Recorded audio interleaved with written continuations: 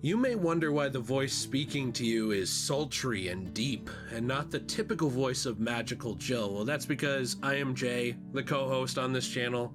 We're gonna act like it's professional when it's not. I'm Jill's husband. She's not feeling well today, so we are going to be talking for a few minutes about something happening with Sailor Moon that I find sad, but in a way also vindicating and very amusing, which is that Netflix is getting rid of Sailor Moon Crystal actually at the end of June. The last day to watch it right now listed, I believe, is June 30th of 2025. So it is going to be gone after that. I actually saw one person on Reddit point out that that is specifically Sailor Moon's birthday, like Usagi's birthday in general, which is just adds another layer to the insult itself. I'm sure that part was not intentional. I highly doubt some Netflix businessman cheating on his wife and buying another yacht is going to look up like fictional characters' birthdays. But in general, I think it's a funny coincidence that it happened this way, because we made a video a while back talking about Sailor Moon Eternal and Sailor Moon Cosmos, and how, especially in the West, and I think particularly in countries like America, like the United States and Canada and things like that, they were getting an official deal with Netflix to only have the American or English or whatever you want to call it localization done for Netflix. So basically Netflix was the only place that was going to officially have those films. Now, could you go out and right now look those films up on Blu-ray and buy pirated versions of them? Absolutely. I legally cannot, push you to do that, but it's out there. People have done it. And so it's interesting because like they pushed a lot of people away who either don't want Netflix, didn't want to support Netflix for whatever reason, or have other streaming services and are tired of paying for 50 of them a month. They pushed a lot of those people away by getting that exclusivity, but also they brought in a lot of people who wanted a cheap, affordable way to actually watch those films. But now, the show that is in that continuity that leads up to those films and honestly makes them worth watching, because otherwise you're jumping ahead multiple story arcs to near the end of Sailor Moon's story, is going to be gone from Netflix. And this is exactly what we told you would happen. Now, I'm not saying that to every specific person watching this, because I know some people were smart enough to realize, okay, well, this company's not my friend.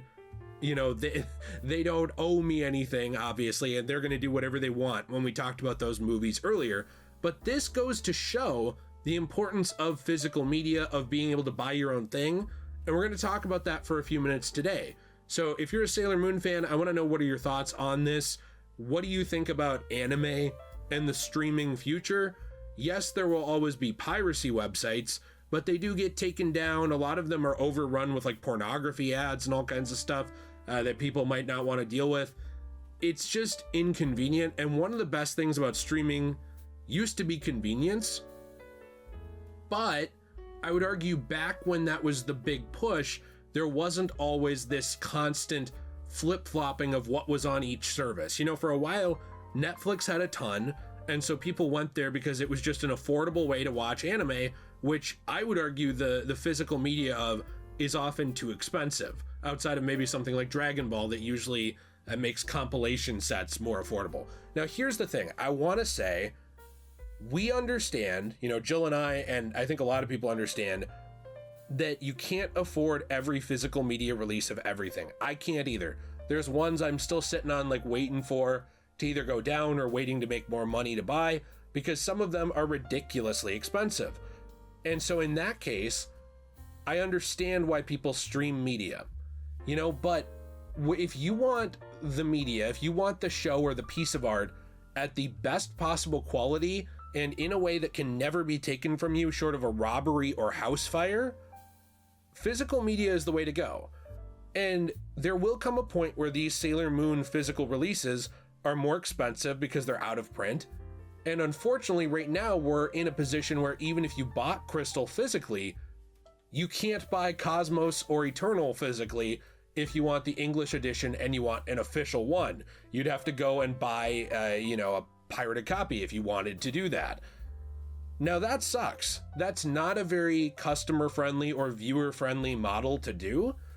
And so to see this kind of happening, it really does reinforce, I think, what we talked about before, that you can't trust these sites like Netflix because they don't actually care about that art. What they care about is providing the most amount of content they can for the cheapest amount to the most people. And so if Sailor Moon Crystal was bringing in tons of people and lots of people were watching it, they would have kept this. They would have found a way to negotiate to keep this. It is still right now on Crunchyroll, and it is also, or was, available to buy digitally through Amazon, where you could buy it and digitally own it through their, site. However, back in 2021 and 2022, there was an entire snafu going on with Warner Media and them basically deleting different things that you had purchased through their services. There was another one in 2024 with Sony and digital content disappearing, being removed, different things like that.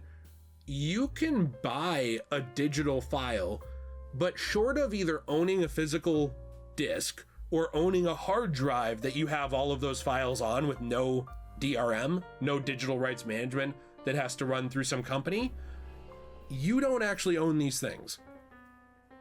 I think people look at Netflix and they think things like, oh, this anime will be here forever. Oh, this, this live action story, maybe like Daredevil, it'll be here forever. But they even lose their original shows sometimes. There's licensing issues, there's disagreements, things run out, they don't make another deal because it's not worth it to them and it's gone. And we're now in a position where, at least if you're in the United States and Canada, you can't buy the films for the Crystal continuity, but you could buy physicals of the Crystal continuity. But before, it was all on Netflix, so you could at least reason out, okay, well, them having a exclusive deal, that's unfortunate for me as a fan or as a collector, but hey, I can watch it all in one place. That's not even going to be the case anymore. Now, if you want to stream it, you're going to have to do something like buy it on Amazon or get Crunchyroll and have a subscription to that, and get Netflix and have a subscription to that, or go pirate it. Like, those are your options. Those are not great options to give someone.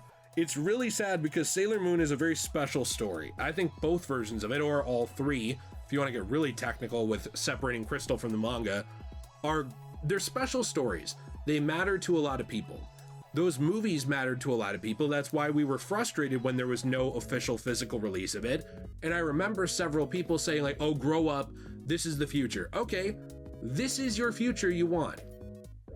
This is your future then. Don't cry about it.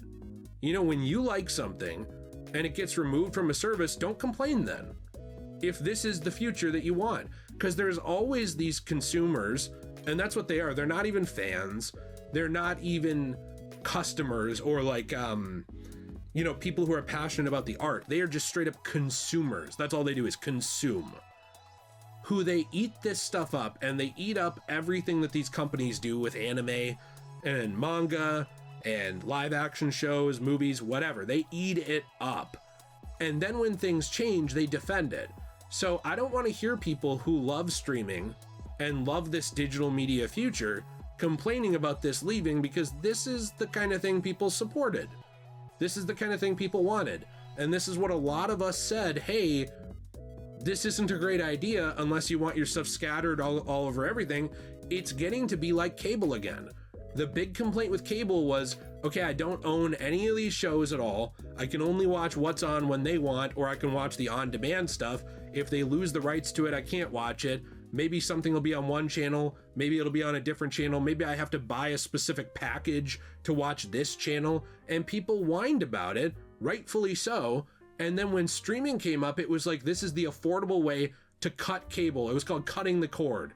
That was a thing for a while, and cable companies were panicking. But now we're back to the point where all of these different shows and movies and everything are scattered, and even streaming platforms like Warner that own something like on HBO Max, they'll literally own something like Looney Tunes, and they'll still cut it out because they don't want to pay for it. They'll still just drop it, and then that'll be out in the ether, floating around for someone to pick up or never pick up. This is the streaming future people want, and I think for anime, it's truly unfortunate because the way to solve it is to buy physical media. It's made less and less. It's more and more expensive. And so many people are cut out of it. You know, I remember being a teenager not being able to afford physical DVDs of anime. And I know a lot of people who watch channels like this are in that position. That's not fair to them. These things should be affordable. They shouldn't be such a luxury that only people in their 30s with a really nice job can afford them. And people should be willing to support them. And one reason physical media has gone up so much in price is because there's less demand for it. So now it's a smaller niche market. And so you're not mass printing as many of them, meaning you have to make more money per copy. So in a way, the market straight up enabled this treatment of Sailor Moon, enabled the way that anime's pricing has gotten out of control completely, and enabled a streaming future where you can't rely on any one thing, and you're always going to have to be on a time limit because the show you might want to watch might just get removed next month. Sorry, I guess you shouldn't have had a life. You should have just watched that. You should have binged that with a bag of Doritos and an IV of Mountain Dew on your lazy boy. This is not how this stuff should be treated. It's not supposed to be disposable burgers. This is art. And it really frustrates me people justify it. So, I don't know. I'm interested to hear your thoughts down below. There's always someone who defends this kind of thing. I'm very interested in the level of mental gymnastics they'll have to do to defend this. I mean, like, I feel like you'll get an Olympic medal at that point in some kind of athleticism. If you want to support this channel, you can use our Fortnite code, which is DJAY123. You can check out any of our other channels. Jill and I have a podcast style Let's Play channel where we play through games together. That's really fun. In the future, we'll have to play some Sailor Moon stuff. But I know we're planning to play some Sailor Moon games, Dragon Ball, Full Metal Alchemist. I want to play Pokemon and Digimon over there and stuff like that. Fun time over there, and we talk together. I hope you'll check that out. Also, we have our own store, CosmoBunny.shop. You can use code SAILOR for 10% off your first purchase of coasters, keychains, trays, and more from recycled paper, from damaged books, like manga, magazines, and more. We really do care about that art. Making something new out of something old is one of our favorite things to do, especially something old people have forgotten about, because we don't believe that art should be forgotten. So we make new things out of that for your home, and we recycle the rest of that paper. And also, Jill has been doing such a wonderful job on there recently. We've gotten some support, and we appreciate that. She's made handmade, you know, jewelry, things like earrings, like resin earrings that are hand painted. Very fun pieces. I hope you'll check that out. You know, maybe you have someone in your life who'd love jewelry who isn't into this kind of stuff you listen to us talk about and we talk about. That stuff's over there too. So we appreciate you. Hope you have a fantastic day, and we'll see you in the next one. Bye.